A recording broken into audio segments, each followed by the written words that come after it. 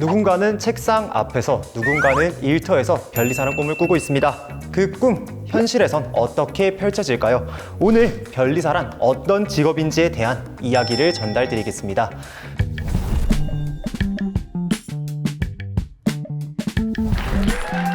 안녕하세요. 내가 변리사에서 특허법을 강의하는 안혁 변리사입니다.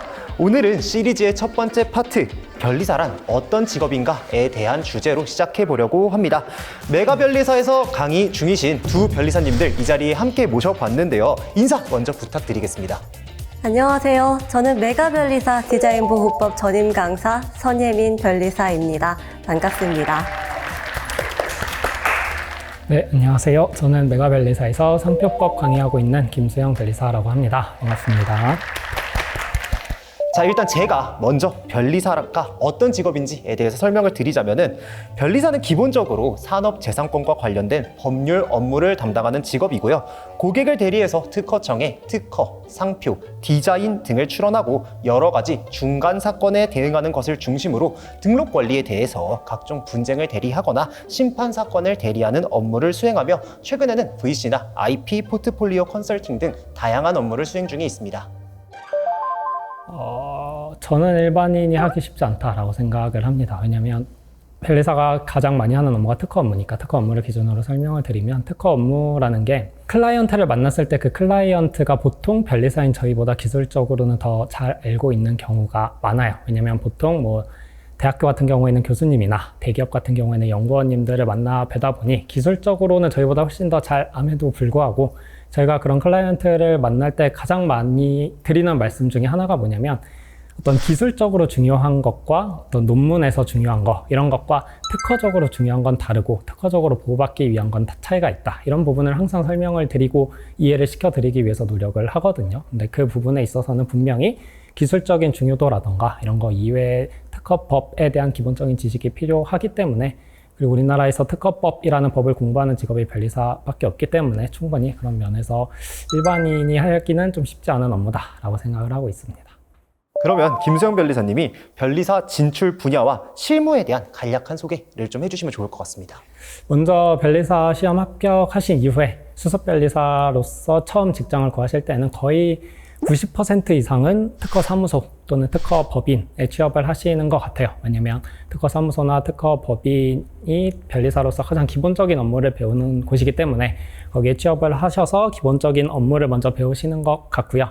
그 다음에는 이제 본인의 어떤 취향이라던가 워라밸을 중요시한다라던가 아니면 나는 어떤 쪽에 일을 해보고 싶다라는 개인적인 욕심에 따라서 좀 많이 달라지는 것 같습니다. 그래서 워라밸이 중요하다라고 하시면 인하우스나 대학교 산학으로도 많이 가시는 것 같고, 또 내가 어떤 특정한 분야를 하고 싶다라는 욕심이 있으신 분들은 은행이나 VC나 스타트업 이런 쪽에도 많이 진출을 하시는 것 같습니다.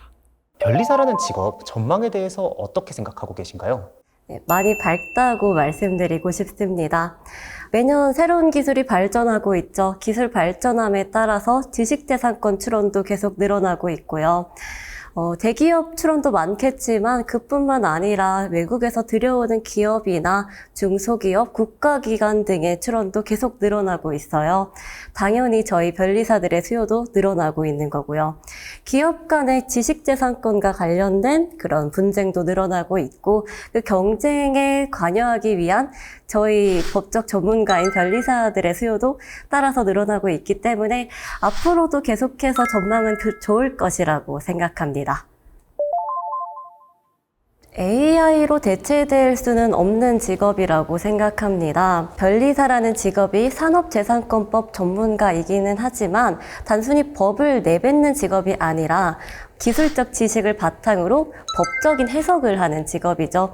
일괄적으로 풀어나가는 직업이 아니라 이런 법적인 판단을 기술에 접목시키는 과정이 필요하기 때문에 이런 점은 대체되기 어려울 거라고 생각하고요. 나아가서 저희는 심사관님들 가서 계속해서 소통하고 커뮤니케이션을 하면서 설득하는 직업이죠. 이런 점 역시 저희가 대체될 수 없다라고 생각합니다. 구체적인 액수를 정확히 말씀드리긴 어렵지만 일단 기본적으로 여러분들이 생각하시는 바와 같이 전문직이니까 초봉이 그렇게 낮지는 않다라고 생각이 되고 있습니다. 이제 횟수가 점점 이제 지나가시면서 본인의 업무 역량에 따라 또는 자기가 작년 한 해 동안 했던 실적에 따라서 얼마든지 자기 몸값을 올릴 수도 있고 개업을 통해서 더 잘 풀리는 경우도 많기 때문에 일괄적으로 이제 얼마다라고 말씀드리기 어렵다는 점은 다시 한번 말씀드리고 싶고요. 자기가 능력껏 더 받을 수 있는 직업이라고 생각해 주시면 좋을 것 같습니다. 제가 이제 실무를 하면서 느끼는 가장 큰 장점은 자율성과 독립성이라고 생각을 합니다. 이제 변리사의 단점이기도 한데 일단 일이 많아요. 일이 너무 많기 때문에 그 많은 일을 기한을 어기지 않고 본인이 처리할 수 있다라고 하면 그 이외의 것들은 사실 크게 터치를 하지 않는 게 대체적인 분위기인 것 같아요. 그리고 업무 자체가 기본적으로 독립적으로 나 혼자 하는 업무가 많습니다. 팀으로 하는 것보다는 내가 내 자리에 앉아서 내 컴퓨터로 내 할 일만 하면 되는 직업이기 때문에 그런 부분에서 그 자율성과 독립성이 다른 직업과 비교할 수 없는 장점이다 라고 생각을 하고 있습니다. 자, 이제는 변리사가 된 계기에 대해서 각자 얘기해보는 시간을 가져보고자 합니다. 저 같은 경우는 코로나 시즌에 이제 군대에 다녀왔습니다. 코로나 시즌이다 보니만큼 자대에서 좀 이제 자율성이 많이 높았습니다. 사람이 널널하다 보면은 미래에 대한 어떤 걱정, 불안 같은 게 이제 다가온단 말이죠. 아직 어리기도 하고 시간도 많이 있는 관계로 공부를 좀 해보자. 나의 장래나 진로 같은 걸 생각해 봤을 때 변리사라는 직업도 괜찮겠다라는 생각을 해서 그때부터 이제 저는 변리사 수험에 진입하게 됐다라고 말씀드릴 수가 있을 것 같습니다. 다른 두 변리사님들 얘기도 들어보고 싶은데 먼저 김수영 변리사님부터 어떤 계기로 변리사가 되기로 하셨는지. 저는 이제 진로에 대해서 한참 고민을 할 때 일단 제 성향을 생각했을 때 좀 독립성이 중요했고 내 일을 하는 게 중요했던 것 같아요. 그래서 회사에 들어가면 아무래도 위에서 주는 일을 한다, 회사의 일을 한다라는 느낌이 좀 강했던 것 같고 그래서 그것보다는 좀 회사에 속해 있더라도 내 일을 하고 싶다. 그러면 사실 전문직밖에 없다라는 생각이 들어서 먼저 이제 전문직 중에서 좀 고민을 하기 시작을 했고요. 그러던 중에 이제 학교에서 형법 관련된 과목을 하나 들었었어요. 근데 대학교 3, 4학년 때 드는 법학 과목은 학점 받기가 쉽지 않습니다. 로스쿨 준비하시는 분들이 많이 듣기 때문에 쉽지 않은데 그때 제가 공부했던 시간 대비 그리고 제 어떤 평균 학점 대비 그 법학 과목에서 성적이 되게 잘 나왔어요. A뿔을 받았으니까. 그래서 그걸 공부하면서도 내가 법학 공부를 하는 게 적성에 맞구나 라는 생각이 너무 많이 들었어서 그러면 전문직 중에서 법학 과목을 시험 과목으로 하는 전문직이 뭐가 있나 라고 생각을 하니까 이제 좀 많이 추려졌던 것 같고요. 합격하고 나서의 이 직업의 대우가 어떠한가, 예를 들면 뭐 연봉을 어느 정도 받는다라거나 사회적으로 어느 정도 인지도를 갖고 있다거나 이런 것들을 많이 찾아봤었는데 고민을 한 결과 변리사가 마지막으로 남아서 선택을 하게 되었던 것 같습니다. 저는 김수영 변리사님이 하셨던 말씀과 비슷한 게 좀 많은데요. 저도 이제 진로를 고민하던 시기가 있었죠. 그때 전공 수업을 듣다가 전공 교수님께서 실무에 대한 구체적인 얘기를 해주셨는데 그 내용을 듣다 보니 이 전공이 나에게 맞지 않겠다 싶어서 휴학을 하고 제 진로를 구체적으로 고민을 했어요. 제가 기준으로 삼았던 것도 제 이름을 내세우면서 일할 수 있는 전문성이었고 그리고 수입도 있었고 나아가서 계속해서 새로운 걸 공부하면서 발전하고 싶었어요. 이런 조합들을 맞춰가다 보니까 자연스럽게 변리사라는 직업이 나와서 공부를 시작하게 됐습니다. 자, 그러면 지금부터는 어떻게 변리사가 되는지에 대해서 얘기를 나눠보고자 합니다. 첫 번째로 우선 변리사 시험 제도에 대해서 궁금해하신 분들이 상당히 많을 걸로 생각이 되고 있습니다. 간략하게 어떠한 자격 요건이 필요한지 어떠한 시험을 치러야 되는지 말씀드리고자 합니다. 변리사 시험 응시 자격에는 연령, 학력, 성별 제한이 없습니다. 만 20세 이상이면 누구나 응시 가능하다고 하고 있고요. 단 변리사법 제4조의 결격 사유에 해당하지 않아야 합니다. 변호사의 경우라고 하면은 일정 기간 실무 수습이나 연수를 마치면 변리사 등록이 가능하고 현재는 5급 이상 공무원분들, 고위 공무원단에 속하는 공무원으로서 10년 이상 특허 행정사무에 종사한 경력이 있는 경우 1차 시험 면제 혜택이 주어집니다.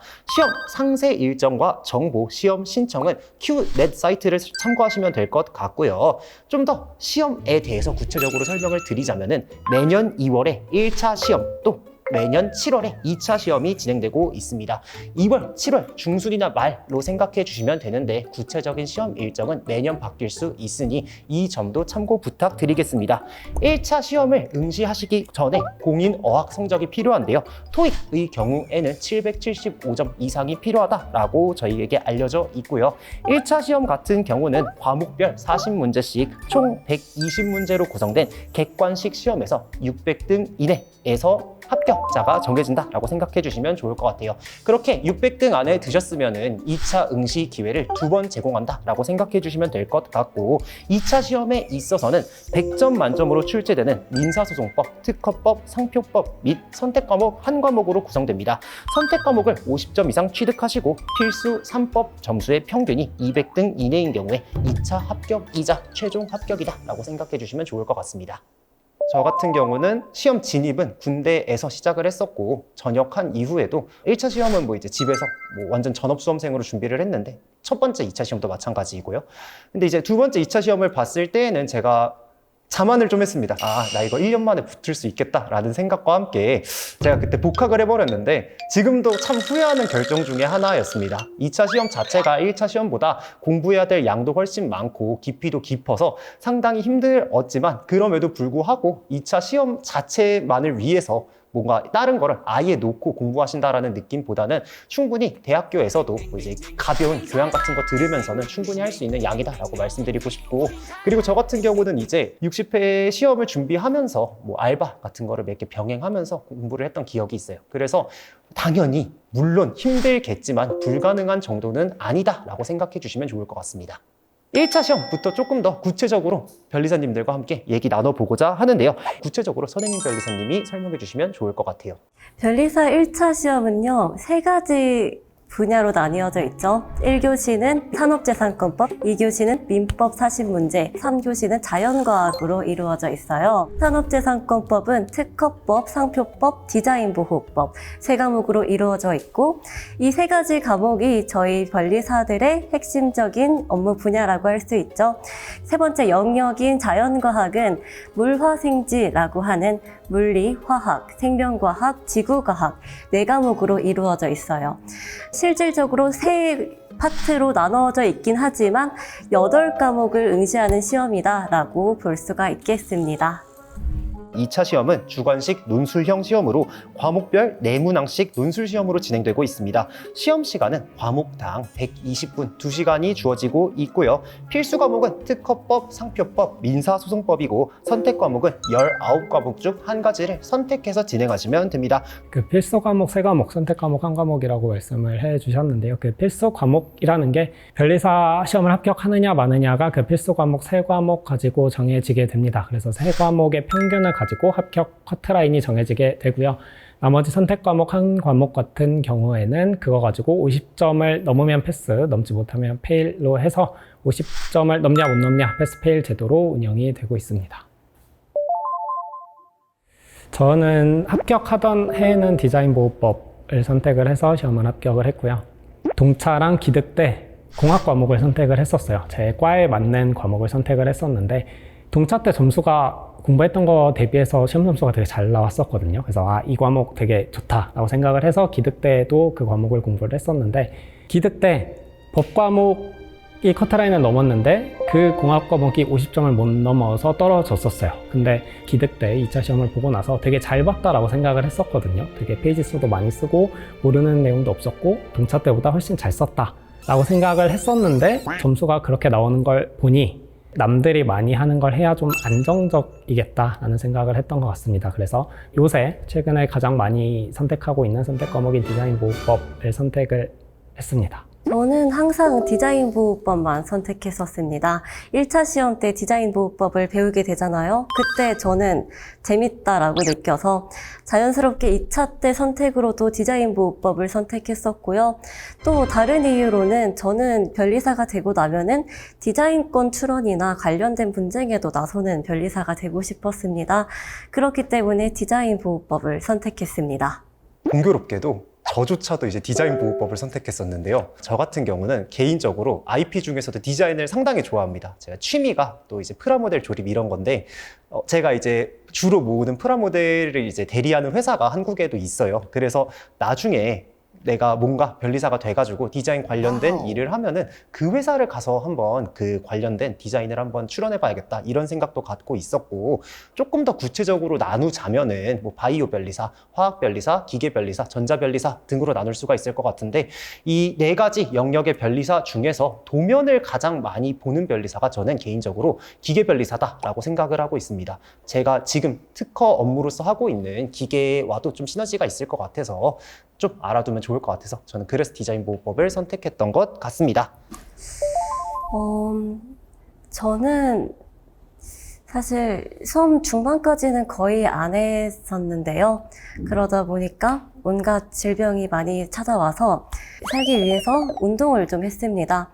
시험 직전에는 한약도 먹었는데 돈이 좀 들어가긴 했지만 체력 관리에는 도움이 많이 됐습니다. 가장 그래도 도움이 많이 된 거는 꾸준히 운동하면서 한 번씩 땀 빼는 일이라고 생각하고 있어요. 안욱 변리사님, 혹시 요즘 변리사 시험의 경쟁률 알고 계시나요? 1차 시험 기준으로 말씀을 드리자면은 20년부터 해서 5개년 동안 상당히 증가하고 있는 추세다라고 말씀드릴 수 있을 것 같습니다. 20년에는 저희가 모두가 잘 알다시피 코로나 시즌이었어요. 코로나 시즌에는 3,000명이 조금 더 넘게 응시 인원이 있었다고 하면은 가장 최근에 치러진 25년에 시행된 62회 1차 변리사 시험에서 4,000명이 넘는 사람이 응시를 했다라고 합니다. 취업 한파가 맞물리면서 이렇게 전문직 수험 시장을 여러분들이 많이 진입을 하고 계신 것 같은데, 따라서 안정적인 합격을 위해서라도 조금 더 공부를 열심히 해주시면 좋겠다 이런 말씀 드리고 싶습니다. 2차 시험 경쟁률은 근데 사실 말씀드릴 게 없는 게, 왜냐면 1차 시험에서 이미 합격자 수가 저희가 600명으로 정해져 있거든요. 1차 시험 한 번 합격하면 2차 시험을 2번 합격할 수 있는 기회가 주어지니, 전년도 합격한 600명 중에서 2차 시험 합격한 200명을 뺀 나머지 400명이랑 그 해 1차 시험에 합격한 600명이 합쳐서 한 1000명이 좀 넘습니다. 거기에 2차 시험 같은 경우에는 1차 시험을 면제받는 분들이 조금 계세요. 뭐 특허청에서 실무를 몇 년 이상 했던 분들이라던가 이런 분들이 조금 추가가 돼서, 보통 2차 시험은 응시 인원이 달라지지는 않습니다. 1차에서 다 걸러지기 때문에. 그래서 항상 1100명 정도 시험을 응시하시는 것 같고, 1100명 중에서 200명이 붙는다. 그리고 그 경쟁률이 2차에서는 달라지지 않는다. 그래서 변리사 시험에서의 경쟁률은 결국에 1차 시험에서의 경쟁률이 중요하다. 이렇게 말씀드릴 수 있을 것 같습니다. 변리사 시험 관련한 상세 데이터는 메가변리사 정보실을 통해서 조금 더 구체적이고 다양한 정보들 확인 가능하시니까 정보실 통해서 확인해 보시는 것도 좋을 것 같다는 말씀 올리고 싶습니다. 오늘은 변리사라는 직업과 그 되어가는 과정에 대해서 같이 한번 알아보는 시간 가졌었는데요. 변리사가 하는 일이라는 거 저희가 한 줄로 정의하기에는 꽤나 범위도 넓고 방대한 직업인 것 같다라는 생각이 듭니다. 다음 파트에는 변리사 수험과 관련된 다양한 생생한 이야기들이 준비되어 있습니다. 변리사 되는 법 A to G, 다음 시간에도 함께 해주세요.